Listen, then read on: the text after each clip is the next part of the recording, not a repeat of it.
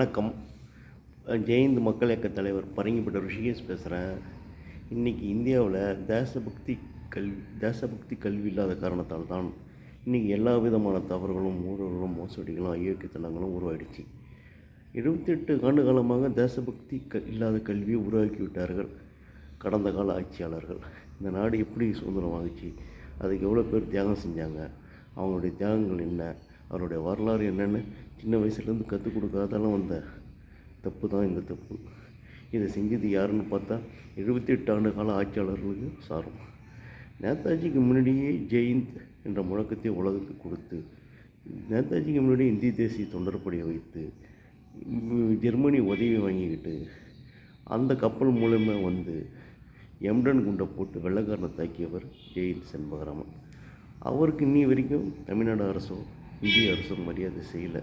இந்திரா காந்தி அம்மையார் அவருடைய அஸ்தியை கொண்டு வந்து தூரத்துக்கு வழி பண்ணாங்க இந்திய ராணுவத்தின் மூலம். அதை தவிர்த்து செண்பகராமன் புகழை இன்னும் யாரும் உயர்த்தி பிடிக்கல. தமிழனுக்கு மரியாதை கொடுக்காத தமிழக அரசாக தான் இருக்குது.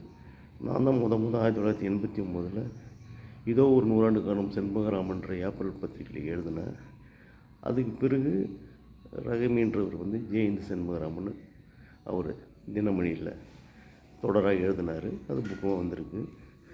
அதுக்கு பிறகு கலைஞர் இதை தெரிஞ்சுக்கின்னு செண்பகராமனுக்கு காந்தி பொங்கல் சிலை வச்சார்.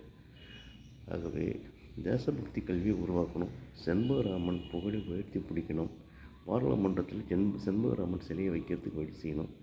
இந்த ஆண்டு ஜெயந்த் ஆண்டாக கொண்டாட வேண்டும். இதுதான் என் அன்பான வேண்டுகோள். ஜெயந்த் என்ற முழக்கத்தை தேசபக்தியின் அடையாளம். நன்றி, வணக்கம்.